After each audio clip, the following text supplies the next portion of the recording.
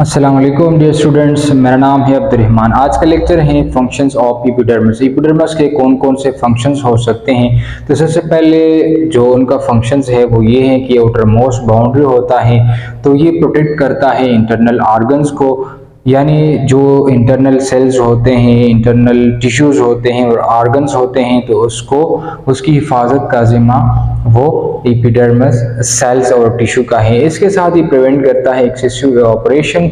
Evaporation कहाँ से होता है? मोस्टली जो लीप होते हैं उससे इवापोरेशन का प्रोसेस होता है, जिसको ट्रांसपायरेशन कहा जाता है। तो चूंकि इसके इर्द गिर्द बिल्कुल यहाँ पर आउटर मोस्ट बाउंड्री में एपिडर्मिस होता है, तो ये एक्सेसिव वाटर लॉस को ये रोकता है। इसके साथ अगर हम देखें ज़ीरोपेटिक प्लांट्स के अंदर, ज़ीरोपेटिक प्लांट्स कौन से प्लांट्स होते हैं? ये वो प्लांट्स होते हैं जो सहराई प्लांट्स होते हैं, यानी वो प्लांट्स जो कि वाटर डेफिशिएंट इन्वायरमेंट में ये मौजूद होते हैं। तो उसके जो एपिडर्मिस होता है वो मॉडिफाइड हो चुका होता है कि वो पानी को स्टोर करे, यानी उसका जो एपिडर्मिस लेयर होता है वो थोड़ा सा थिक भी होता है और साथ में उसके ऊपर क्यूटिकल लेयर बहुत थिक जो है वो जमा हुआ होता है, ताकि पानी को वो स्टोर भी रखा जा सके और साथ में वाटर के लॉस को भी रोका जा सके।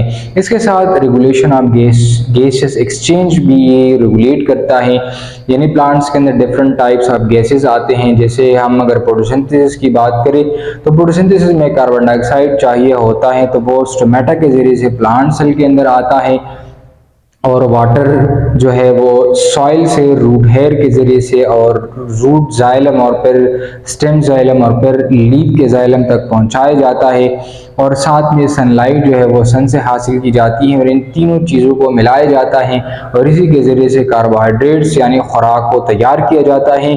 और साथ में इस प्रोसेस के दौरान जो वाटर बनता है और साथ में ऑक्सीजन भी बनता है, तो वो इसी स्टोमेटा के ज़रिए से बाहर वाली और आउटसाइड एनवायरनमेंट में रिलीज किया जाता है। तो यहाँ पर रेगुलेशन ऑफ गैस कौन कर रहा है?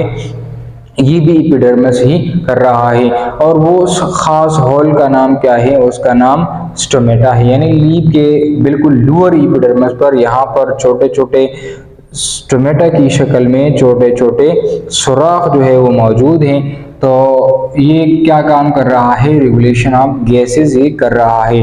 फिफ्थ उनका फंक्शंस हैं in root cell responsible for absorption of water. इसके साथ जो एपिडर्मल टिश्यू और एपिडर्मल सेल रूट्स के अंदर पाए जाते हैं, तो वो क्या करता है? वो वाटर के एब्जॉर्प्शन में इम्पॉर्टेंट रोल वो प्ले करते हैं। डायग्रामेटिकली समझने की कोशिश करते हैं। ये सबसे आउटर मोस्ट क्या होते हैं? क्यूटिकल लेयर होता है, और ये हमारे साथ क्या है?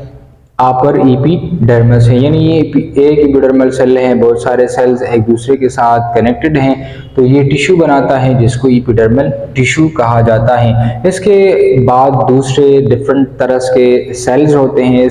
इसके अंदर फिर जाइलम होता है। जाइलम जो है ये वाटर की ट्रांसपोर्टेशन करता है। इसके नीचे फिर लोअर एपिडर्मिस होता है, और लोअर एपिडर्मिस के बाद स्टोमेटा मौजूद होता है, जो गैसियस रेगुलेशन में बहुत इंपॉर्टेंट रोल वो प्ले करते हैं।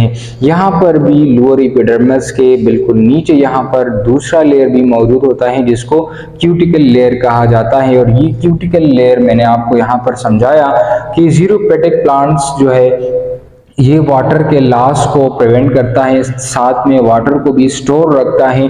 तो ज़ीरोपेटिक प्लांट्स के अंदर ये जो लेयर है ये बहुत थिक होता है, तो इसी वजह से जो स्टोमेटा होते हैं उनसे वाटर लॉस को भी प्रिवेंट किया जाता है, और साथ में उसके अंदर वाटर को भी स्टोर रखा जाता है। इसके साथ ही ज़ीरोपेटिक प्लांट्स की एक कैरेक्टर और भी है कि जो इसके लीफ के जो सरफेस के ऊपर स्टोमेटा होते हैं वो भी तादाद में कम होते हैं, क्योंकि अगर तादाद में स्टोमेटा कम हो तो फिर वाटर के लॉस भी थ्रू स्टोमेटा कम होगा। इसके साथ उसके जो रूट्स होते हैं ज़ीरोपेटिक प्लांट्स के, तो वो बहुत डीप तक पहुंच चुके होते हैं, और उसके जो एपिडर्मिस रूट के जो एपिडर्मिस होता है जो कि यहाँ पर ये एब्जॉर्प्शन ऑफ वाटर में हेल्प कर रहा है, तो ये भी बहुत मॉडिफाइड हो चुका होता है। और ये इस तलाश में होते हैं कि ज़्यादा से ज़्यादा पानी को फाइंड आउट किया जाए और उसको एब्जॉर्ब किया जाए, और पानी को रूट हेयर के ज़रिए से एब्जॉर्ब किया जाए और फिर जाइलम के ज़रिए से डिफरेंट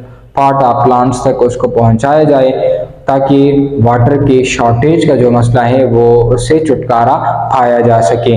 तो ये था आज का हमारा क्लास। थोड़ा सा कंक्लूड करते हैं। ये आउटर मोस्ट लेयर होता है जो कि इंटरनल सॉफ्ट टिश्यू को ये हिफाजत में रखता है मैकेनिकल इंजरी से। इसके साथ एक्सेसिव वाटर के ऑपरेशन को ये रोकता है। बास प्लांट्स के अंदर जैसे जीरोपेटिक प्लांट्स है तो इसमें ये स्टोर हाउस ऑफ वाटर के तौर पर ये काम करता है। साथ में ये एक्सेसिव वाटर लॉस को भी प्रिवेंट करता है। इसके साथ ये रेगुलेशन ऑफ गैस में ये इन्वॉल्व होता है, यानी गैसेस एक्सचेंज स्टोमेटा के जरिए से होता है, तो उसको भी रेगुलेशन का जो काम है ये एपिडर्मल सेल ही कराता होता है। इसके साथ रूट सेल को अगर हम देखें तो इसके जो एपिडर्मस होते हैं वो वाटर एब्जॉर्प्शन में इंपॉर्टेंट रोल प्ले करते हैं। कोई सवाल, कोई confusion, you can ask in comment box.